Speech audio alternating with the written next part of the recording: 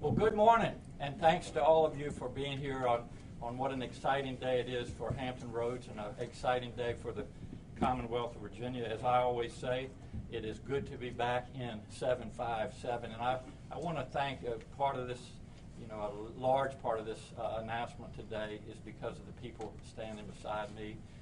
Delegate Mark Sickles to my left, Senator George Barker, Delegate Luke Torian, Senator Mamie Lott, Delegate Charnel Herring, Speaker of the House Eileen Fillicorn, the Godfather of the Senate, Steve Capshaw, Dr. Riddicks, Louise Lucas, President Pro Tem, Tommy Little, and finally our Delegate Lamont Bagme. Thanks to all of you for being here. Just a few minutes ago, you saw CNBC confirm to the world what we have known for a long time.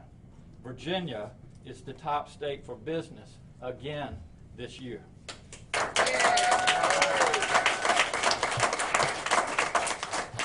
We have now held the title for the past 3 years, and I could not be prouder of what this says about the inclusive, common sense policies that we have put in place and how they encourage business investment. Let's all understand, this is no random ranking and it's no popularity contest. CNBC uses a rigorous and extensive system to score states on 85 metrics across 10 categories. It's one of the most thorough evaluations that I know of, and it's exactly what you would expect from one of the world's top voices on business and the economy. If CNBC says it, you can believe it. That is why we are so proud to receive this acknowledgement. It is a testament to Virginia's workers, our education system, our commitment to diversity, and our strong business climate. And we're continuing to invest in people. We know that a world-class education is the foundation for everything else. Getting a good job, supporting your family, building the life that you want and the life that you deserve. So over the past 3.5 years, we've raised teacher pay, expanded early childhood education, and implemented tuition-free community college. We've invested in broadband. Today, broadband access is what electricity was a few generations ago, a necessity, not a luxury. It is quite simply a necessary service for students to connect to education, people to connect to telehealth, businesses to connect to the wider world, and Virginians to connect to work. That's why we have made universal broadband a priority since day one, and we are delivering. We've connected thousands of homes and businesses to high-speed internet, and we're committed to finishing the job. We're investing in clean energy. Virginia is one of the most beautiful states in the nation, but we're also vulnerable to climate change, especially here along our coastline. We prioritize clean air, clean water, and protection of our environment. We're leading the fight against climate change with some of the most ambitious clean energy policies in this country. In fact, we're here today in my hometown at the Port of Virginia, soon to be the deepest port on the East Coast, because it is a driver of our economy and our clean energy future. 27 miles offshore to the east of here are wind turbines that are part of a pilot project, and we expect the wind industry to have a great future in Virginia. We're investing in business, as you heard yesterday and will hear in days to come, and in our workers. I am proud every time a new business announces that it's coming to Virginia or expanding here. That's because I know that behind every ribbon cutting are the workers, people who want to take care of their families and lead good lives. That's why we've invested in working families and in workforce training so people can build their skills. And we have raised the minimum wage because no one should have to work 2 full-time jobs to put food on their table. We're upgrading our roads, bridges, and mass transit so people can move around faster and commerce flows more efficiently. We've advanced the rights of women and the LGBTQ community, and we've made it easier to vote when other states are making it more difficult. We've taken these bold, forward-looking steps because they are the right thing to do. But we also know that when you do the right thing, good things happen.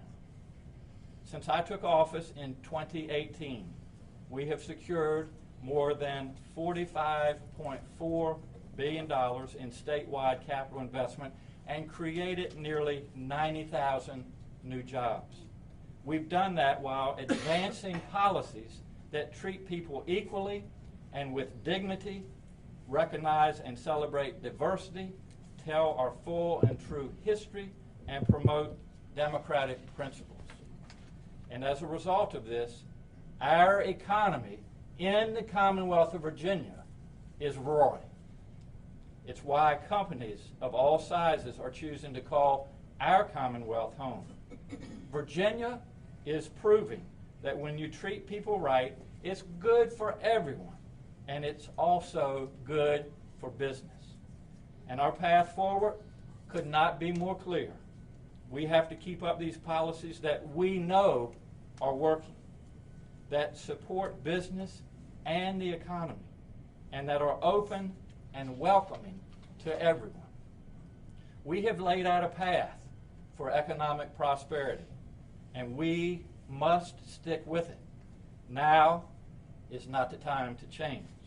When Virginia is doing better than every other state in America, we have been in the #1 position for the last 3 years, and that is where we plan to stay.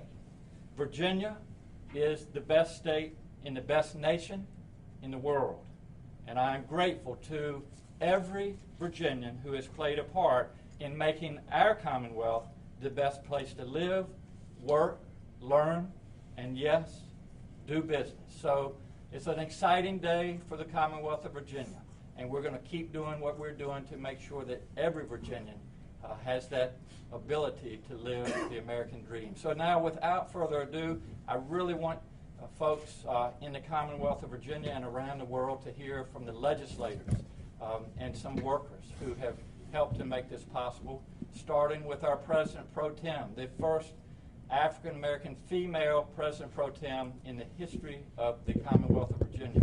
Please welcome to the podium from Portsmouth, Virginia, Senator Louise Lucas. Louise.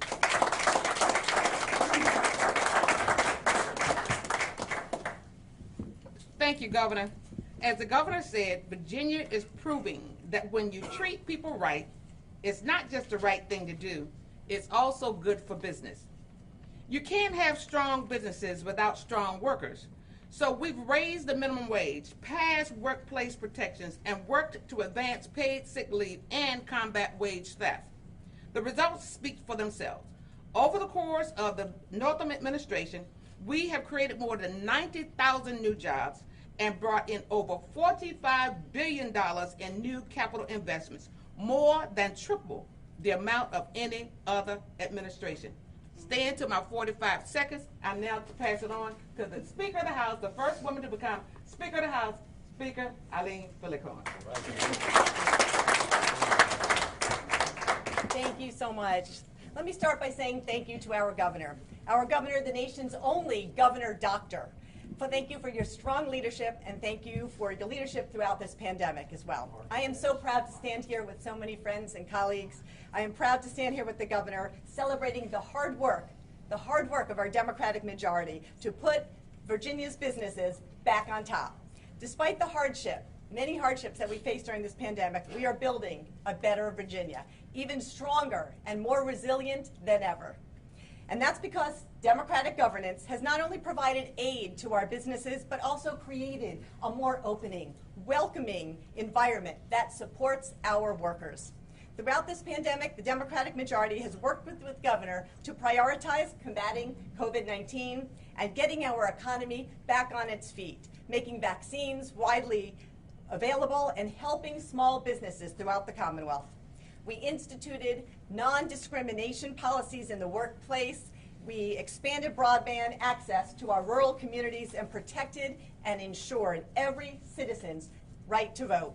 Finally, education is key to maximizing our workforce potential, which is why our majority worked so hard to pass legislation that promotes worker training, invested in school systems, and removed barriers to higher ed.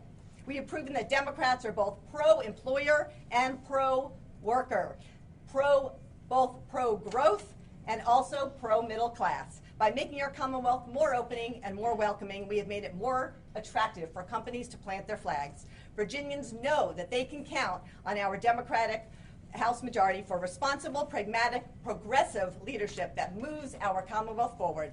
We still have a lot of work to do, but businesses and workers bounce back to ensure that our businesses and workers can bounce back in the aftermath of this pandemic. But I can guarantee you, with our majority in the legislature and the Democratic governor in the mansion, we will continue to move the Commonwealth forward. Now, at this point, I'd like to turn it over to the Senate Majority Leader, Dick Sasslaw. Thank you, Speaker.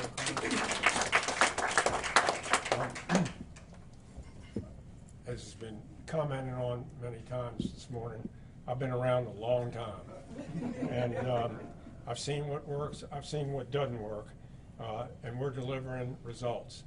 3 years in a row, as the governor mentioned, best state to do business in. No state's ever repeated, much less 3 years in a row. And we know what works, as has been said, and we know what doesn't. One of the things that I want to emphasize, we were told by various groups, including the opposition party, that you can't do the things that we're doing for workers and expect to keep this best state to do business in. The reason we are the best state to do business in is because we've got a great workforce, and we've done our best to see that they continue to be a great workforce, and they continue to increase their skills, as we're going to be doing with the G3 program that the governor initiated and I and Speaker Phillicorn sponsored in the General Assembly. So, as I said before, we know what works, and what works, if you're going to have a great environment for the business community, and we've got one, we also have to have a great environment for the people who staff those businesses. And we've been able to do that, and we've been able to do it successfully. And to all the naysayers out there that said it couldn't be done, we've proved them wrong. We are headed on the right path. We've been on the right path for some time, and I can assure you, with us in the majority, that's going to continue. It's now my privilege to present to you Dr. Reddick, who is a founder of a healthcare company, RDX. And so, welcome, Dr. Reddick. Thank you.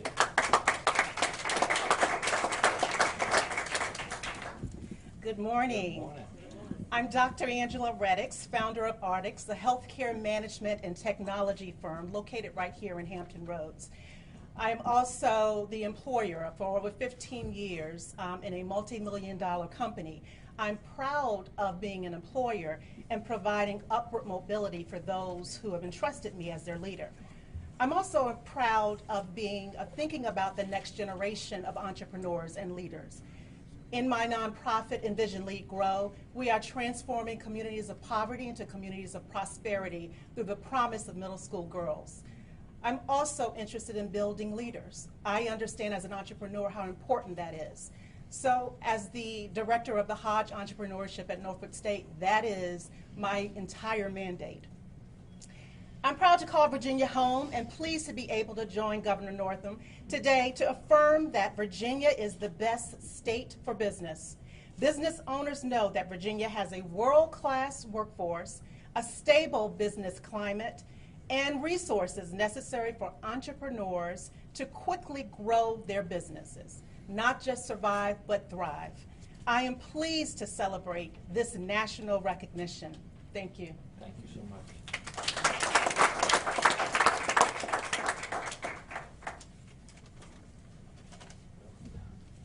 Good morning. Good morning.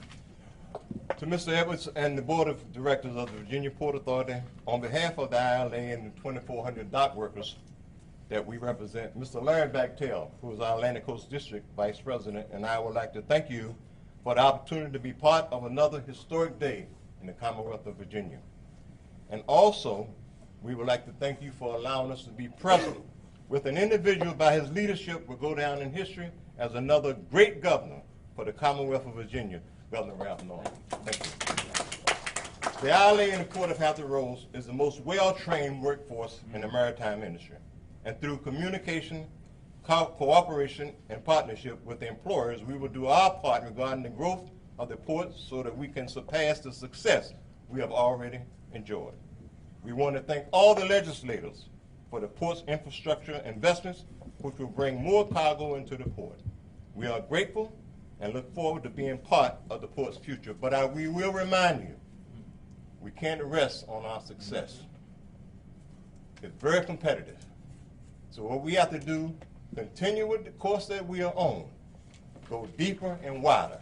Thank you. And at this time, I would like to introduce Delegate Luke Coran. Good morning, everyone. This is really an exciting day for us. When we consider that over the last year and a half, when there has been a downturn in the economy throughout the nation, Virginia has remained very strong. And it has remained strong because of three factors, in my opinion. The administration under Governor Northam's leadership, the House Appropriations Committee, and the Senate Finance and Appropriations Committee have worked together to make sure that we have maintained the strength of Virginia's AAA bonding, and which makes Virginia the best state in which to do business. And so to the governor, we thank you so very much for allowing the Commonwealth to be strong and attractive and to maintain our AAA bond rating. And we invite all businesses to come to Virginia to do business with us and to have a lifestyle that is complementary to the business that we do here in the Commonwealth. Governor, thank you so very much. And now I turn it over to Senator Locke. Thank you, Chair.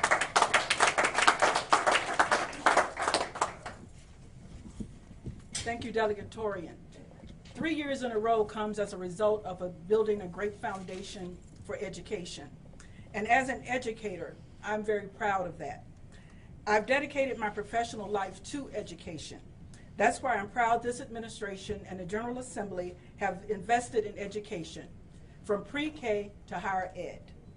All of our children deserve the chance and support to succeed. And thanks to this administration, we have been able to do that, and that's why 3 years in a row, this is the best state to do business. So thank you, Governor Northam. Thank you to my colleagues for all that you have done, and I'm so proud to be a part of this team. So I now turn it over to my colleague, Delegate Herring. Thank you. Good morning, everyone. I'm Charnel Herring, Majority Leader of the Virginia House of Delegates. And I'm here to say that when democracy thrives, our economy thrives. Virginia has increased access to eligible voters to the ballot. We have become one of the most friendly states to cast a ballot. You compare us to other states like Georgia, where businesses are leaving right after their legislature restricted voting rights. You look at Texas, where just yesterday, legislators fought against restrictive voting rights. This is a place, and this concept of access to the ballot is important because it means that every Virginian, no matter their political affiliation, has a say in how their economy will work, has a say in their democracy. That is one of the reasons why Virginia is one of the best places and will continue to be a strong place for business. So Governor Northam, I want to thank you for all of your leadership, and I want to thank my colleagues in the Senate, and Madam Speaker, thank you, and I just appreciate everybody, and I am looking forward to our Black Caucus chair talking as well, because he has fought so hard for voting rights. So thank you so much. Thank you, Sean.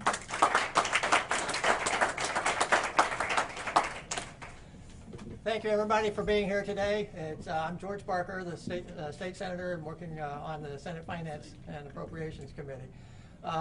Virginia, it's great to be here to celebrate our three-peat. Yes. So, Governor Northam, thank you for your leadership on a lot of things. Part of what has made Virginia the best state for business 3 years in a row is how we treat our employees and the progress that we're making in providing a strong workforce that is dedicated to fill the jobs that are the jobs that we have available here in Virginia. One of the things that's important is that we have a healthy workforce. And we have definitely addressed this substantially just in the last 3 years, which is part of the reason we're getting this recognition again. We, in 2018, expanded Medicaid, and we now have 500,000 people who have health care coverage who previously did not. And actually, we've been able to do it without having to use state dollars because of an arrangement we worked out with the Hospital Association. The hospitals and the provider community have been very supportive in providing the care that we can to be able to make sure that we have a strong workforce. Just this month, we expanded a benefit for oral health for adults that just started on July 1st. That is going to make a huge difference for a lot of people who previously were losing teeth and had not gotten adequate care. And in the legislative session this year, under leadership from Delegate Sickles, we passed legislation to reduce the premiums for people who are on the individual market and the health insurance exchange without increasing premiums for anyone else. In addition, what we have done is dealt with the pandemic in a very strong way.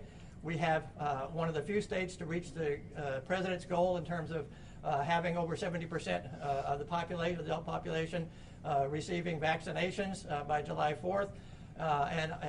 We've had a few challenges along the way, but what we've done is we've adjusted to those, and the results speak volumes in maintaining a healthy workforce, something that is critical. Thank you very much, and with this, I will turn it over to my colleague, Delegate Sickles. Thank you, George.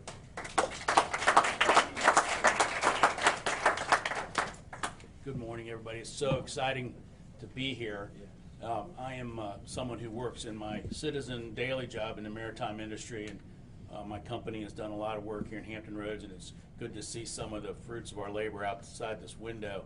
And the legislature has done all it could do to make this the most modern, productive seaport in the United States, and we're going to grow it. Look out, New York, we're coming after you.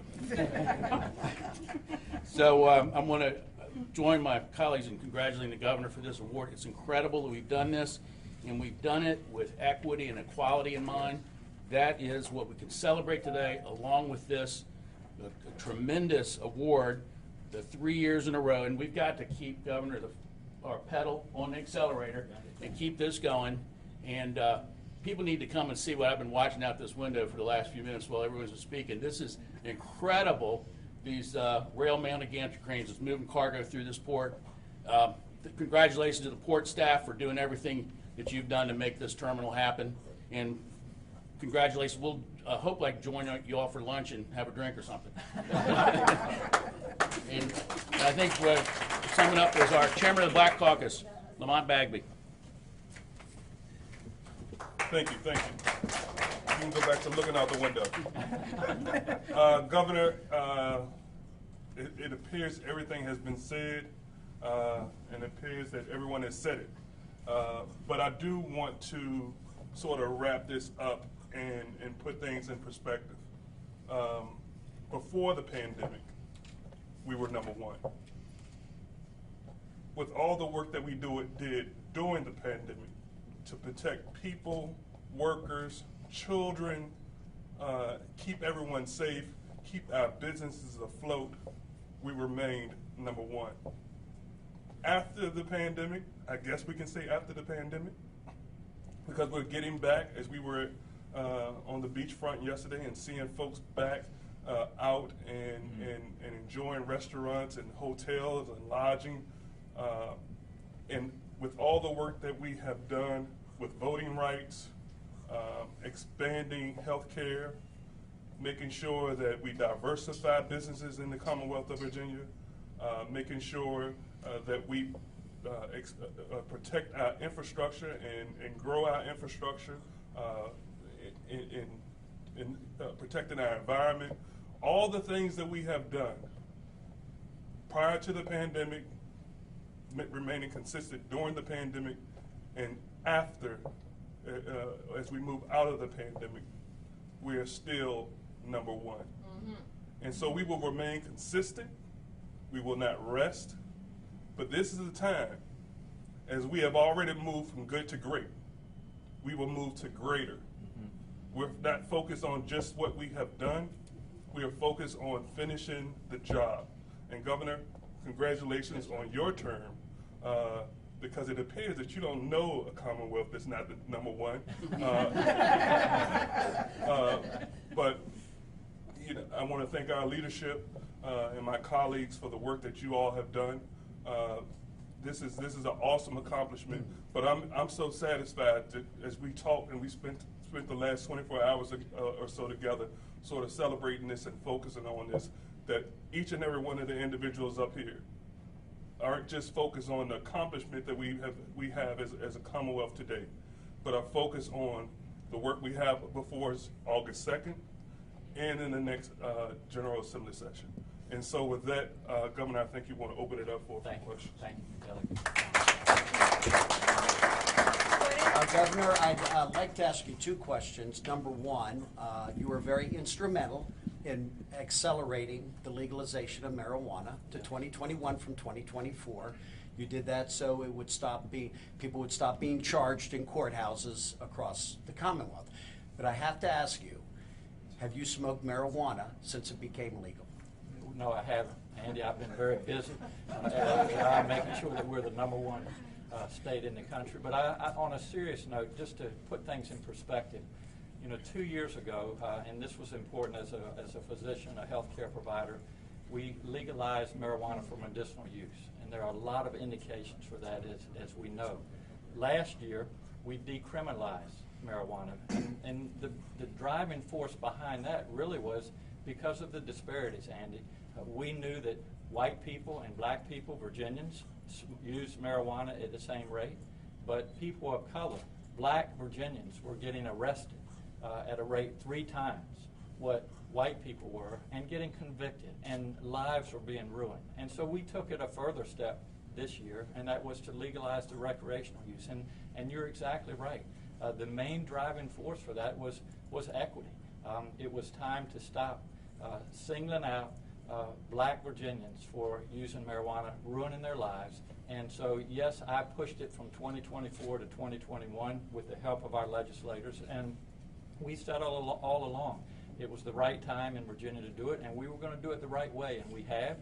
We've put an authority in place. We'll be focusing on the guidelines between now and 2024, when it then will be legal to buy and sell marijuana in the Commonwealth of Virginia. And the second question, yes. Your concern about, and by the way, serious people smoke marijuana, just for the record about that. Delta virus and Johnson & Johnson, yes. and the setback with Johnson & Johnson, what are your concerns, and do you see anything popping up across Virginia with the Delta virus? Yeah, and it's a great question. And to everybody watching today, we have done very well. I commend Virginians. Over 73% of adults in Virginia have had at least one shot. That far exceeds President Biden's goal, which was July the 4th. But there is a Delta variant out there right now. Over 50% of our cases, Andy, are Delta variants. It's really COVID on steroids, and so we are monitoring it very closely, and we can stop it. The way to stop it is for folks to roll up their sleeve and take a shot. We have 3 safe and effective vaccinations, Moderna, J&J, and Pfizer. Age 12 and above now are eligible. I anticipate in the next month or so that 5 and above will be eligible. So I encourage all adults and children, when it's available, to take that shot. And you know, the way we're going to put this pandemic behind us, the way that we're going to keep variants like the Delta variant from coming forth, are to get vaccinated. And this is what will help our businesses get back up and running. We were just in Virginia Beach yesterday announcing $353 million for small business support. And it's also the way we'll safely and responsibly have our children back in the classroom this fall, which we know that's the best place for them to be. So I encourage everybody out there to get a shot and get this pandemic behind us. Gordon? Yes, good morning. Hey, Governor. I was reading about the CNBC ranking, and you talked about the metrics. Yes.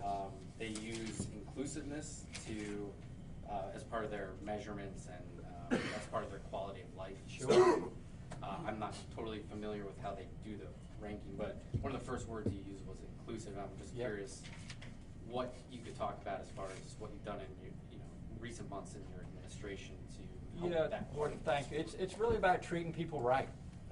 Morally, it's the right thing to do, but we know it's also good for business. And so if you look at the history in Virginia, and a lot of us have been in the legislature for a number of years, it was not that long ago that legislators, most of whom were men, were telling women what they should and shouldn't be doing with their bodies. Well, we collectively have stopped that. It was not long ago that legislators were supporting discriminating laws in Virginia against the LGBTQ plus community. We have stopped that. Andy asked about legalizing marijuana, criminal justice reform, ending the death penalty in the Commonwealth of Virginia. All these things are important for Virginia being an inclusive, a welcoming Commonwealth, and being a Commonwealth that embraces diversity. It is really that diversity that makes us who we are, and it's our Commonwealth proudly is becoming more diverse every day. So as long as we have anything to do with it, we will be a welcoming Commonwealth. Our lights will be open, our doors will be, our lights will be on, our doors will be open, and we will welcome businesses and people to the Commonwealth of Virginia. And what we're doing, Gordon, it's working. And we're going to keep doing what we're working, and as was said, we're going to push the accelerator down a little bit harder. We've still got work to do, but Virginia's headed in a great direction. Got a question over here? Just a couple questions, Governor. Fulasaki, News 3. Overnight and early this morning, 5 people were shot, including two juveniles, leaving one man dead also. And President Biden says that he plans to speak with local leaders about what should be done to stem this soar in gun violence. What do you think should be done? Well, there are too many guns in the wrong hands in our society. That is quite clear. And I commend these legislators that are standing with me and others that have supported common sense gun legislation. You know, just 2 years ago, a little bit over 2 years ago, we had a tremendous tragedy right here in Virginia Beach. 12 individuals lost their lives. I called a special session. I brought the legislature back to Richmond. And our opponents on the other side of the aisle spent less than 90 minutes dealing with the gun violence issue. And Virginians spoke up and said, enough is enough. And so things changed in the House of Delegates. We gained our majority, and we've been able to pass common sense gun legislation. But just as we've said with business promotion, we can't stop. There's still far too many tragedies out there, and we're going to do everything that we can to make Virginia as safe as it can possibly be, because it's all about our quality of life, and people need to be able to go to their place of worship. They need to be able to go to the movie theaters, to the grocery stores, and not be worried about getting shot. So we still have a lot of work to do, and I encourage our colleagues on the other side of the aisle to come to the table and let's have a discussion. Let's have a dialogue. Let's talk about the over 1,000 Virginians that are killed each year by gun violence, and let's figure out how we can make Virginia safer.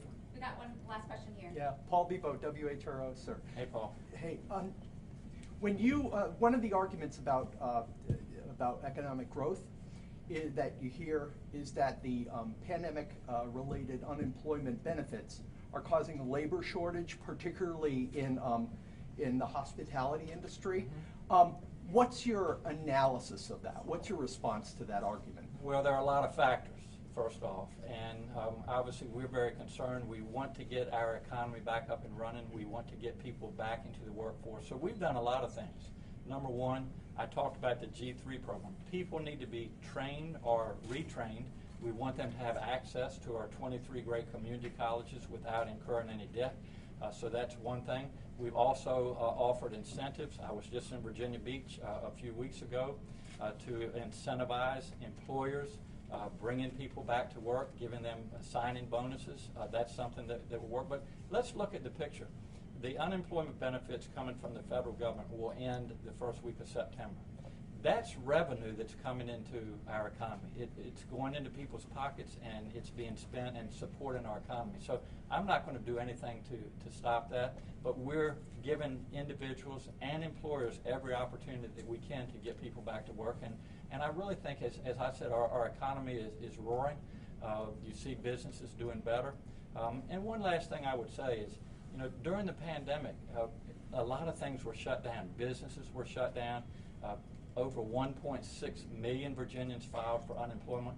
Well, now we've lifted the guidelines, we've taken the mask off, we've got a great vaccination program, and all of these businesses are pulling from a certain pool of employees. So it's going to take a little while to get it sorted out, but I'm confident that our economy will continue to head in a positive direction. People are getting back to work. And the last thing I would say, look at the unemployment rate. States that have stopped receiving the federal unemployment benefits are doing worse than we are. Our unemployment rate in Virginia is lower. So what we're doing in Virginia is working, and we'll continue the progress we're making. Thank you all so much. One last question. Why did you choose to hold this at this port? John Reinhardt, who was the former leader of this, really put the port on the map, made it something, no longer losing money, which have been the tradition. Why have you chosen, sir, to stand here to make this announcement, and how important is the port? Well, it is tremendously important, Andy, and I appreciate the question. And yes, John did an amazing job, and following in his footsteps, Steve Edwards, who is right behind you, is doing a wonderful job, has great workers here at the port. Let me tell you, Andy, why this port is so important, why it's such a tremendous asset. My Secretary of Commerce, who's with me, we travel with the VEDP around the world, talking to businesses that are already established in Virginia and also businesses that want to come to Virginia. At the top of the list is this Port of Virginia, and that's why our legislators have invested close to $1.5 billion to dredge the channels, to widen the channels, to make so that we can accommodate the larger ships coming out of the Panama. So yes, it is very, very important. And the last thing I would say, Andy, we're all about renewable energy. We're making great strides with both solar and wind. We have 2 turbines 27 miles off of our coast. We're getting ready to put 188 more. There's also a project coming out of North Carolina called Kitty Hawk, which will be just under 200 wind turbines. We're going to be leaders not only in Virginia with this port, but along the whole East Coast, and it will bring jobs. We estimate over 14,000 well-paid jobs to the Commonwealth of Virginia. So I commend the leadership. Steve and John did a great job, and all your employees, and this port, to your question, is a tremendous asset. Thank you all so much.